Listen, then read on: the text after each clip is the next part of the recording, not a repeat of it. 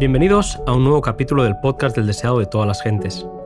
En esta ocasión, escuchemos la historia de Jesús en el templo.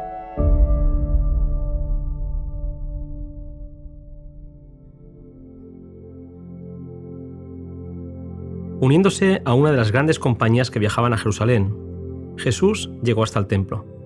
Allí, durante la semana de la Pascua, se congregaban grandes muchedumbres que venían de todas partes de Palestina y aún de países lejanos. Los atrios del templo se llenaban de una multitud promiscua. Muchos no podían traer consigo los sacrificios que habían de ser ofrecidos en representación del gran sacrificio, y para su comodidad se compraban y vendían animales en el atrio exterior del templo. Todo tipo de personas se juntaban allí para cambiar sus monedas por el siclo del templo y así poder pagar el medio siclo como rescate de su persona. Dicho cambio de dinero daba oportunidad al fraude y la extorsión, y se había transformado en un vergonzoso tráfico que era fuente de renta para los sacerdotes. Los sacerdotes y gobernantes se enriquecían a expensas del pueblo al compartir las ganancias de los negociantes que vendían los animales del sacrificio a precios exorbitantes. La gente que había viajado desde lejos no quería volver a sus hogares sin cumplir el acto de devoción por el cual habían viajado, y se veían obligados a pagar esos precios.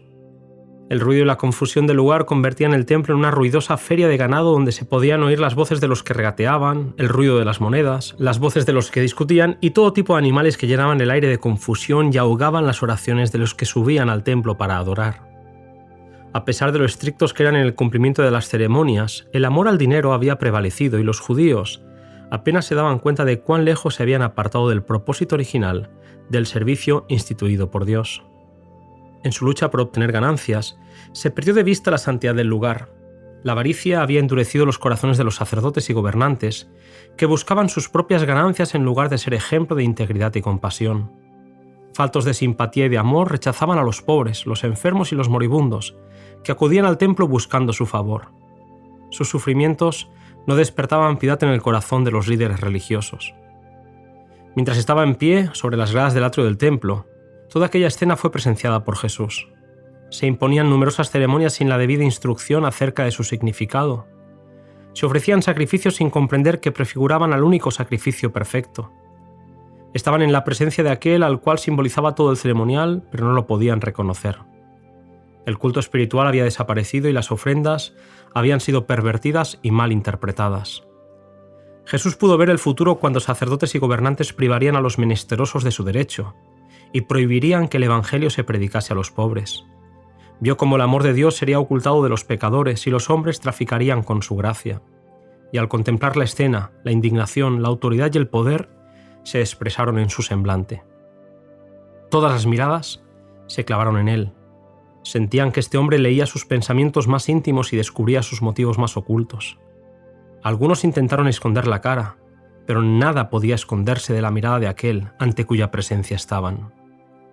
La confusión se acalló. Cesó el ruido del tráfico y de los negocios. El silencio se hizo penoso. Un sentimiento de pavor dominó a la asamblea. Fue como si hubiese comparecido ante el tribunal de Dios para responder de sus hechos. Mirando a Cristo, todos vieron la divinidad que fulguraba a través del manto de la humanidad. Sus ojos recorrían toda la multitud, posándose en cada uno de los presentes. Su persona parecía elevarse sobre todos con imponente dignidad, y una luz divina iluminaba su rostro y con voz penetrante declaró: «Quitad de aquí esto, y no hagáis de la casa de mi padre casa de mercado».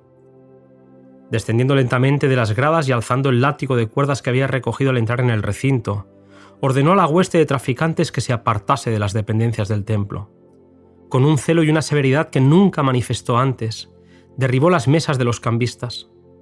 Las monedas cayeron y dejaron oír su sonido metálico en el pavimento de mármol. Nadie se atrevió a poner en duda su autoridad. Nadie se detuvo para recoger sus ganancias ilícitas. Los oficiales del templo, los sacerdotes especuladores, los cambistas y los negociantes en ganado huyeron del lugar con sus ovejas y bueyes, dominados por un solo pensamiento, el de escapar a la condenación de su presencia. Los atrios quedaron libres de todo tráfico profano y sobre la escena de confusión descendió un profundo y solemne silencio. La presencia del Señor, que antiguamente santificara el monte, había hecho sagrado el templo levantado en su honor. En la purificación del templo Jesús nos muestra su misión. Había venido para purificar los corazones de los hombres que, ensombrecidos y contaminados por el pecado, no revelaban la gloria del ser divino que los creó. En Jerusalén, Cristo hablaba con la autoridad de un rey, y en su aspecto y en el tono de su voz había algo a lo cual no podían resistirse. Al oír la orden, los sacerdotes y príncipes se dieron cuenta como nunca antes de su verdadera situación de hipócritas y ladrones. Cuando la divinidad fulguró a través de la humanidad, no solo vieron indignación en el semblante de Cristo, se dieron cuenta del significado de sus palabras. Se sintieron como delante del trono del juez eterno, como oyendo su sentencia para este tiempo y la eternidad. Por el momento, quedaron convencidos de que Cristo era profeta y muchos creyeron que era el Mesías. Dominados por el terror, los sacerdotes y príncipes habían huido del atrio del templo, pero no quisieron arrepentirse. Por cuanto Cristo discernía sus pensamientos, le odiaban y resolvieron desafiarle acerca del poder por el cual los había echado y acerca de quién le había dado esa autoridad. Al volver al templo, encontraron una escena totalmente distinta. La gente se agolpaba en la presencia de Cristo con súplicas urgentes y lastimeras. El oído del maestro Galileo atendía a cada clamor y con preciosa compasión se inclinaba sobre los que sufrían. De boca de los que habían estado enfermos se elevaba la alabanza que llenaba el ambiente de aquel lugar. Poco a poco, los que habían oído comenzaron a volver. Entonces los sacerdotes y gobernantes fueron a preguntarle: ¿qué señal nos muestras de que haces esto? Ellos tenían en sus manos los rollos sagrados que describían la misión del Mesías y habían visto la señal inequívoca de su poder que evidenciaba su carácter. Jesús, que leía sus pensamientos, les dijo: «Destruid este templo y en 3 días lo levantaré». El sentido de estas palabras era doble. Jesús aludía no solamente a la destrucción del templo y del culto judaico, sino a su propia muerte, la destrucción del templo de su cuerpo.